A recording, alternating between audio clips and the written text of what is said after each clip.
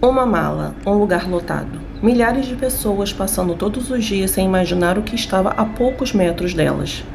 12 dias, o relógio correndo. E um homem observando tudo de longe, esperando o próximo ato de seu plano macabro.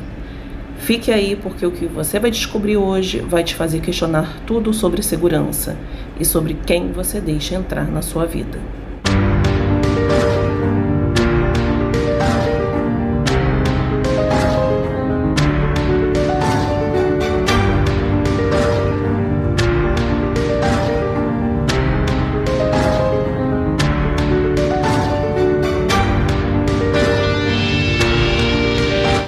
Olá, meus queridos, eu sou Daniele Vendramini e você está no Serial Crimes, o canal onde a gente não romantiza assassino, não inventa teoria da conspiração e muito menos passa pano para monstro que deveria estar apodrecendo na cadeia. Aqui a gente disseca crimes reais, investiga falhas do sistema e expõe o que a mídia tradicional às vezes prefere esconder. E olha, se você não está inscrito aqui, se inscreve agora, ativa o sininho, porque os algoritmos não têm piedade de ninguém. E deixa o like agora, no começo do vídeo, porque eu sei que depois você vai esquecer. Vai lá, clica. Seu dedo não vai cair, eu prometo. E se você quiser ser membro do canal e ajudar a gente a continuar produzindo sem depender de monetização, porque o YouTube odeia conteúdo de True Crimes, o link tá aqui embaixo. Agora respira fundo, porque essa história vai te deixar sem ar. 13 de agosto de 2025, uma quarta-feira comum em Porto Alegre. O bairro Santo Antônio acorda como sempre, movimentado de gente indo trabalhar, ônibus lotados, rotina de cidade grande. Até que alguém percebe sacolas plásticas jogadas perto de um terreno vazio. Primeira reação? Mais lixo largado na rua. Normal, infelizmente, né? Mas essas sacolas tinham algo diferente. Pesadas demais, mal fechadas, como se tivessem sido abandonadas às pressas por alguém apavorado, ou extremamente frio. Quando abriram as sacolas, encontraram braços e pernas humanas, embrulhados em plástico, cobertos por lona, descartados como lixo. O bairro entrou em choque. Brigada Militar isolou tudo. Perícia chegou e começou ali um quebra-cabeça sinistro. Quem era essa pessoa? Onde estava o resto do corpo?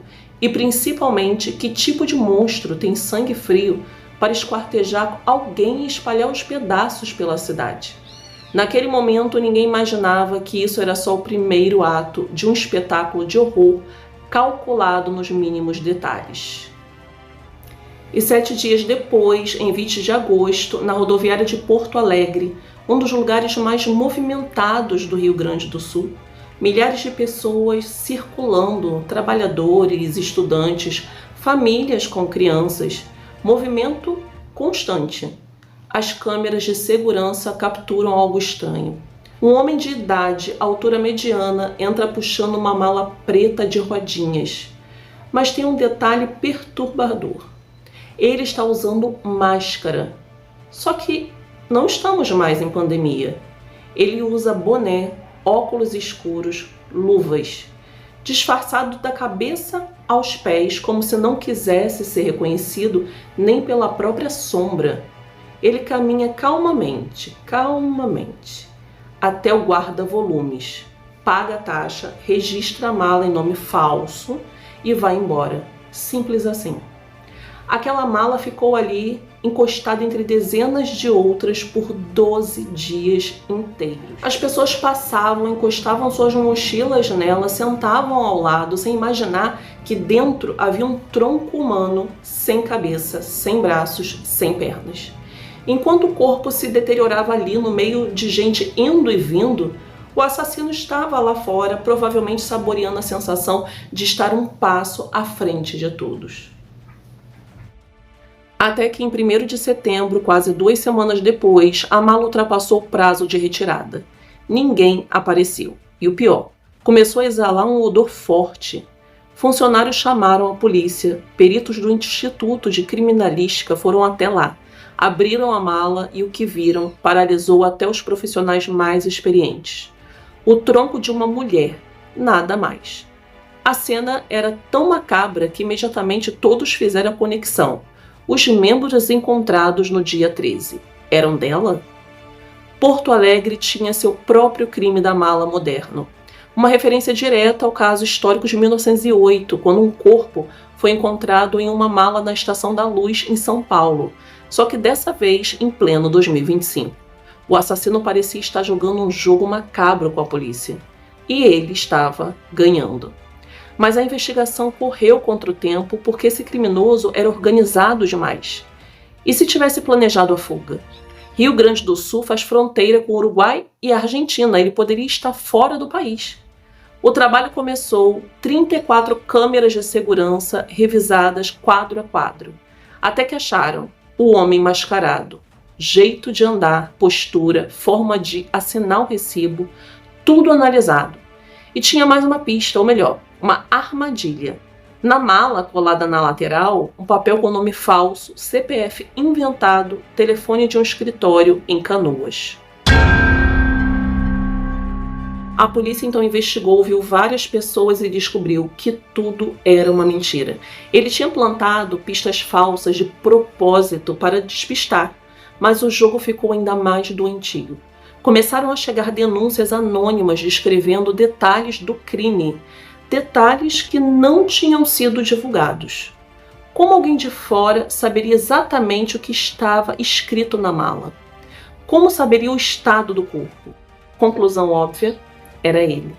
O assassino estava ligando para a polícia, alimentando a investigação com informações distorcidas, medindo quanto já sabiam, tentando manter o controle da narrativa. O setor de inteligência assumiu triangulação de câmeras internas e externas. Seguiram o rastro do homem mascarado rua por rua. Ele sumia em algumas, reaparecia em outras, até que chegaram ao ponto de virada. O mercado na Zona Norte. Ali ele apareceu sem máscara, comprando bebidas, rosto nítido. Foi quando descobriram quem era. Ricardo Jardim, de 66 anos, publicitário. E velho conhecido da justiça.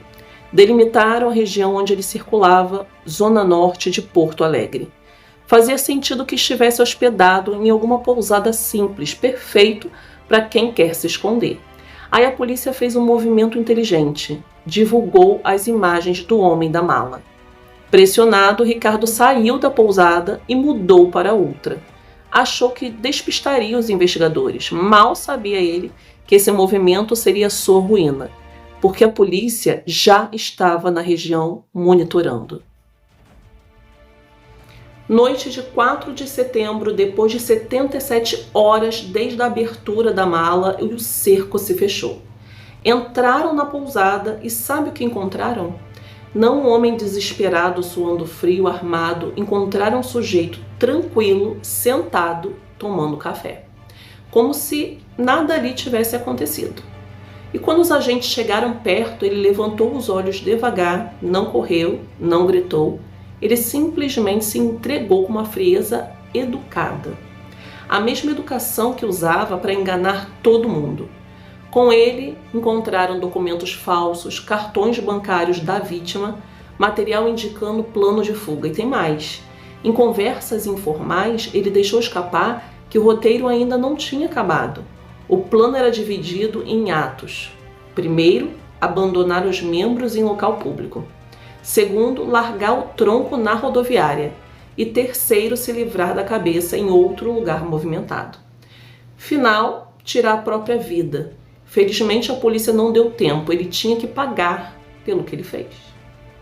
Com Ricardo preso, finalmente conseguiram identificar a vítima. Brasília Costa, de 65 anos, manicure, mulher batalhadora, daquelas que todo mundo descrevia como trabalhadora e generosa. Irmã de um sargento de brigada militar, ela e Ricardo se conheceram na pousada onde moravam.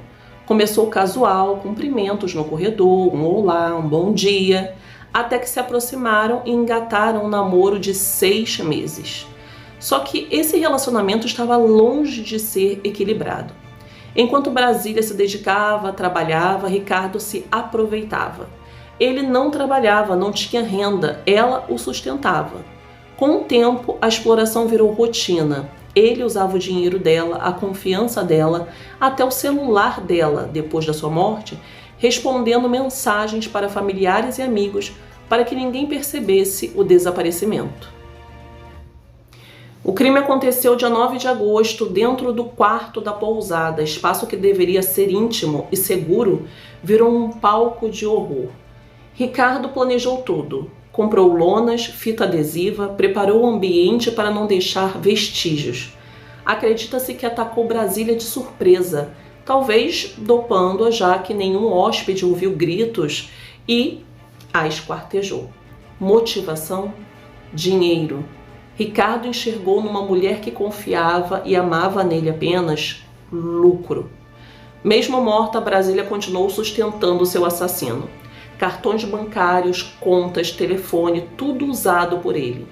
E aqui, gente, eu preciso fazer um alerta sério.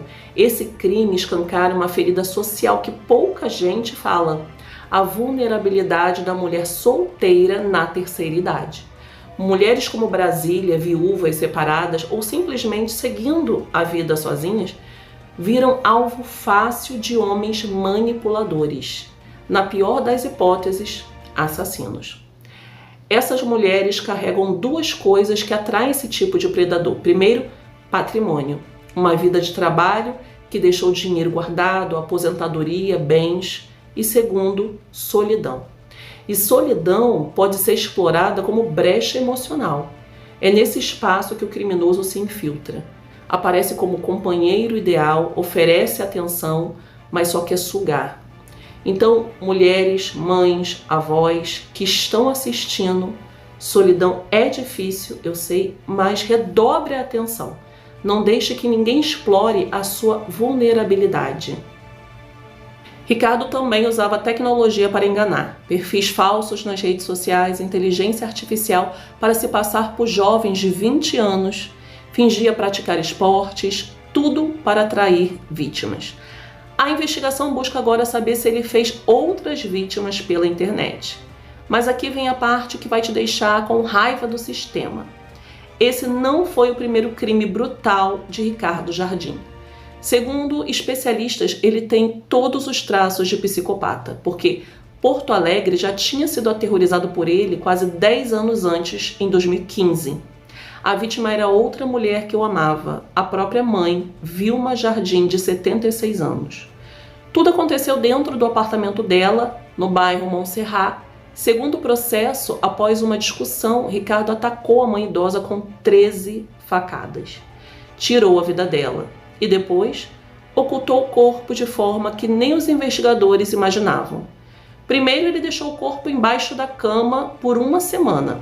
Aí ele espalhou borra de café pelo apartamento para abafar aquele odor. Depois comprou um armário, montou um móvel, concretou por dentro e colocou a Vilma lá.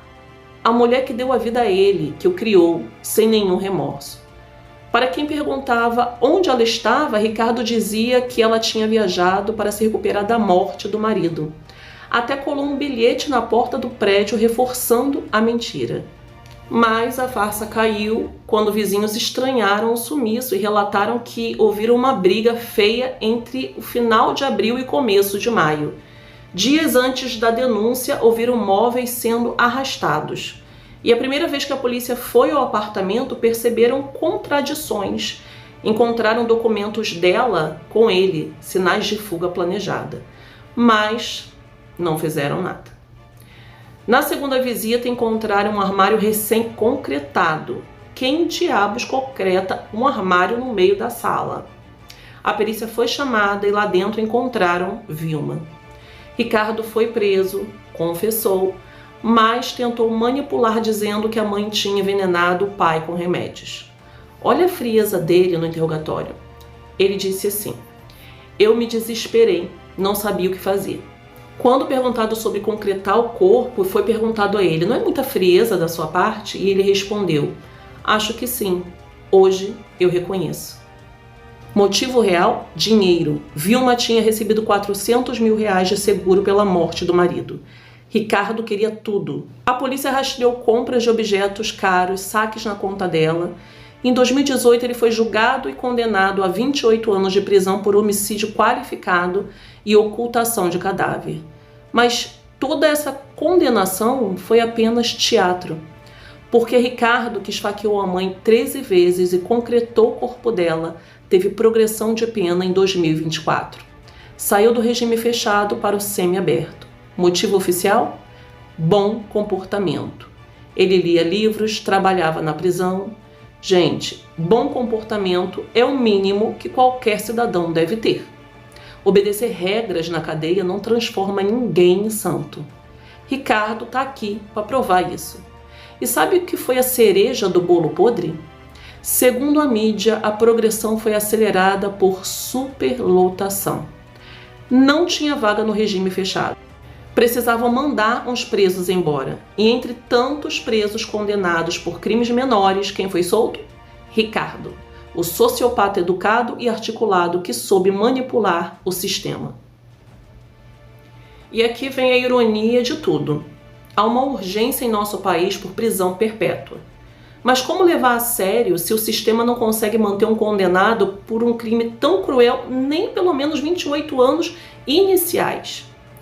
Mas a gente sabe que o problema não está só no criminoso, está no sistema todo.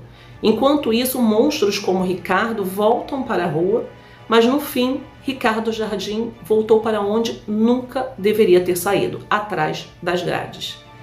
A prisão dele abre duas frentes. Primeiro, o retorno ao regime fechado para cumprir o restante dos 28 anos pelo assassinato da mãe. E segundo, o novo processo pelo feminicídio de Brasília Costa. Acusações incluem feminicídio, destruição de cadáver e fraude processual. A soma pode render mais ou menos entre 20 a 40 anos. Eu espero, sinceramente, que dessa vez ele não seja agraciado com mais um benefício. Mas eu duvido. Porque eu tenho certeza que assim que ele sair, ele vai cometer de novo um outro crime.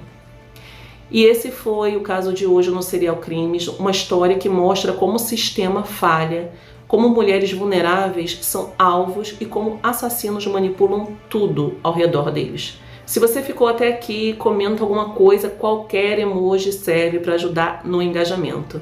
E se ainda não se inscreveu, se inscreve agora, ativa esse sininho. E se você conhece alguma mulher de terceira idade que mora sozinha, compartilhe esse vídeo com ela. Conhecimento pode salvar vidas.